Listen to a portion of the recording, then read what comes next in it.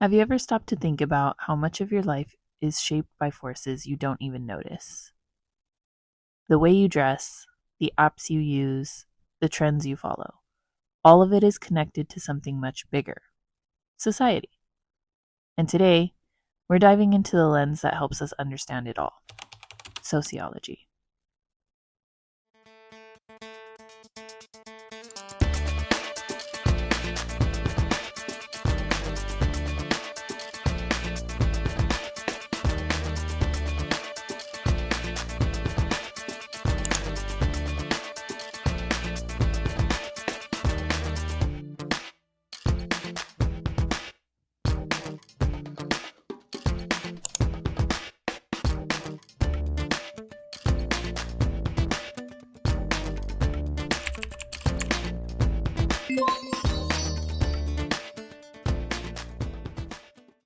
Hi, I'm Lisa, aka Lisa La Bruja, and I've always been fascinated with the threads that kind of connect us all together: why we act the way we do, what shapes our society, what shapes our choices, and how culture and society has kind of influenced every part of our lives up until this point in history.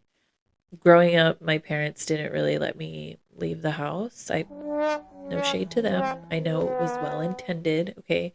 So I spent a lot of my time online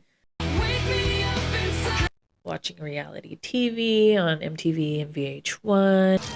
Where's the bitch? Right there. Listening to music, hunting for it on YouTube and LimeWire. This is a certified hood classic, Trapaholics Mixtape. But most of all, I feel like a lot of time spent when I was younger and up until now, actually. I spent a lot of time using this big, juicy brain that I have, this very well functioning, almost over functioning noggin I got here. So I spent a lot of time thinking, and I did plenty of wondering in my lifetime about the why behind things, right? Okay, but why though? I had to be creative about how to entertain myself. That curiosity eventually turned into an obsession with society and culture, and probably more than anything, asking a lot of questions. Um, I feel like that is integral to the person that I am, who just so happens to be a sociologist, right? Like, I majored in sociology, and I think that the reason that that happened is because I love asking why. I want to understand. And so on this channel, we'll kind of be unpacking everything from trends to social norms to just deeper questions about maybe power, inequality, identity, culture. Think of it as a place where questioning everything is everything, right? Like, that's what this space is supposed to be. I want you to start questioning everything, or if you don't feel like questioning everything, I will do it for all of us because I do question everything. I think it's actually super important. Full disclosure though, I don't think that I'll be doing this super consistently. I know myself, and I'd like to think of this channel more as like a labor of love and a creative outlet. I don't really have an intention as of right now anyway, to post like on a regular schedule. I really just plan on posting whenever I get that jolt of inspiration to like write or edit or shoot these videos. I have been literally trying to post content for like maybe 7 years now. And I've had different visions of what a channel would look like and what I would be posting. And this is ultimately what I kind of landed on that felt like it fit the best.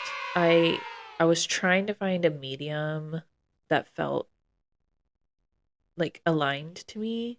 I know this is like really weird to say because it's like, girl, just post content. It's not that serious. Which one thing you will find through these commentary videos is like, I will make everything that deep. It's just who I am in nature.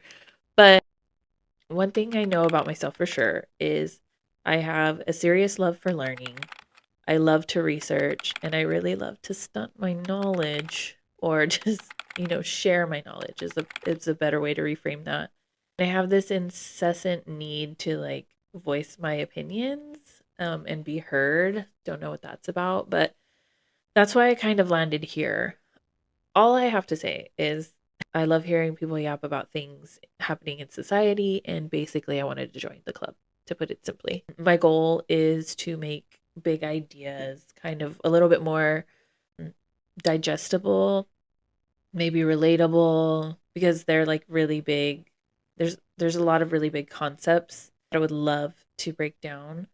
We're gonna maybe dive into like fashion sometimes, media definitely, and 10,000% culture. Sometimes I'll have a hot take or two, so just be prepped for that. I'm trying to mentally prepare myself for that as well, because I know that I'm opening up Pandora's box, and I am really nervous about how it will be received, because people have things to say, and I'm a little bit nervous about that. But I'm not going to let it stop me. I'm going to just keep going. So my hope is that every video leaves you with more questions than answers, because that's really where the magic happens. Sorry for that very long introduction.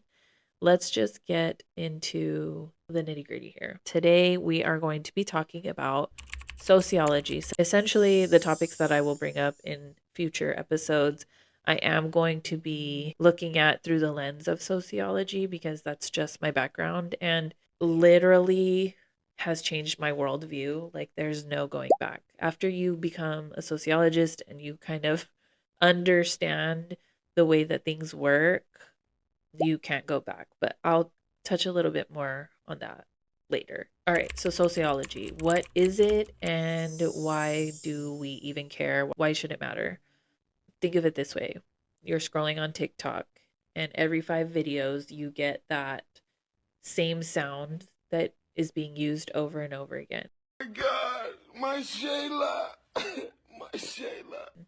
Besides building your algorithm brick by brick, right? Like, you are responsible, or semi-responsible. I'm going to say semi-responsible for the content that comes up on your page. Besides that, have you ever wondered why certain sounds or certain trends on TikTok even catch on? Like, why that thing of all things? Like, why is this random sound the one thing that everyone is super invested in right now? And like, why is that viral? That is sociology in action. It is what influences our choices, our behaviors, and even our identities. The next time you hear something viral, it's like society. We live in a society. According to the American Sociology Association, sociology is defined as the study of society, social life, social change, and the social causes and consequences of human behavior. Basically, it's the study of how people interact with each other in groups, and how society shapes us in the way that we think, act, live, etc.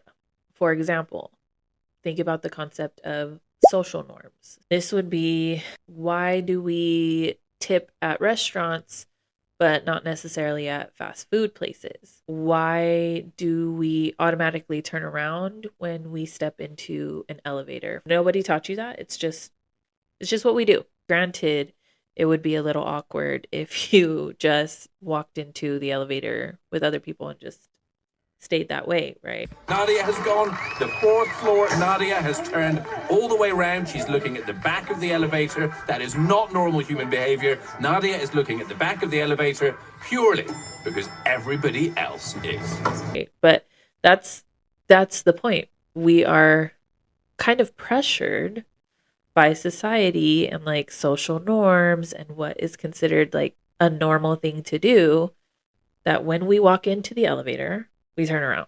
But that's what sociology is. It's this shared understanding of how things are done. So why does any of this even matter? Why am I even talking about it today? Sociology helps us connect our personal experiences to larger social structures. For example, if you have ever felt like it is impossible or really difficult to afford a decent place to live in this current economy, sociology connects our personal frustrations to things like housing policies, income inequality, or urban gentrification, right? Those all tie together and kind of help us explain how, while it is a personal frustration that we're feeling, it's not individual. Especially during we all say. I know people know that. What I'm saying about sociology is that it explains why a lot of people are feeling this way, right? Sociology would be able to help you understand that this directly correlates to housing policies, income inequality, urban gentrification, and a lot of other factors, right? Or maybe if you're like me and you've been desperately trying to take a break from social media because it's just like rotting your brain, but you can't stop. You are struggling because you don't want to miss out on all the funny memes and the like internet lore that's going on. He's getting me an Airbnb. If not, I'm gonna be staying at Shawty Bay's house. She's not coming to my house. I would be so sad if someone walked up to me and was like, I like my suitcase.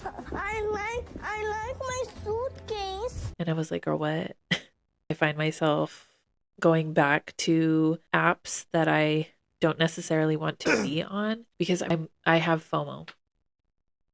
I have FOMO about missing out on the joke of like internet humor. Sociology would say that that is social media anxiety. Studies show that social media users experience anxiety or low self-esteem linked to FOMO. And this isn't just about individuals. This is a systemic issue, okay? It's tied to how platforms are literally designed to keep us engaged and on the platform, right? So the whole reason that I can't get off of these apps, even though I know I want to, this is systemic, right? They want me on there. And so because there is a culture that has been created on these apps and internet culture and meme culture that is ingrained in how the system works. And so they're designed that way to keep us fully engaged and hard to get away from. So how does sociology actually change how you see the world? It's like putting on a new pair of glasses, or how it feels like I experienced it was like the veil was lifted and suddenly you're able to see patterns, connections, and systems that you never really paid attention to before. Again, I graduated with a degree in sociology and it literally changed my worldview. Like I can't go back. It sounds scary. Okay, I don't mean to scare you, but it made me a better person for it. I'll say that. Like, I am a better, more empathetic person because of sociology. However, it does make me think that everything is that deep. And it's really not that deep. Essentially, like, I could never be ignorant. Let me take a step back. I can be ignorant about some things. I guess what I'm trying to say is I can be ignorant about some things, but what I cannot be ignorant about is the way in which systems of society shape society. I am able to notice so many patterns and so many connections to so many things now because of this very valuable, might I say, very valuable lens of sociology. So I'm very grateful for it. You begin to think about something like job opportunities through a sociological lens. You can see how social class, cultural capital, or systemic inequality, it shapes who gets ahead and who struggles. It's no longer really about individual effort or like pulling yourself up by the bootstraps, because that's something that there's this huge divide in, I think, generationally there's this idea, but especially within race categories, this idea of like, well, I was able to do it, so you can too. It while that does play a factor, like it's not really about individual effort. It's more about the structures that are at play.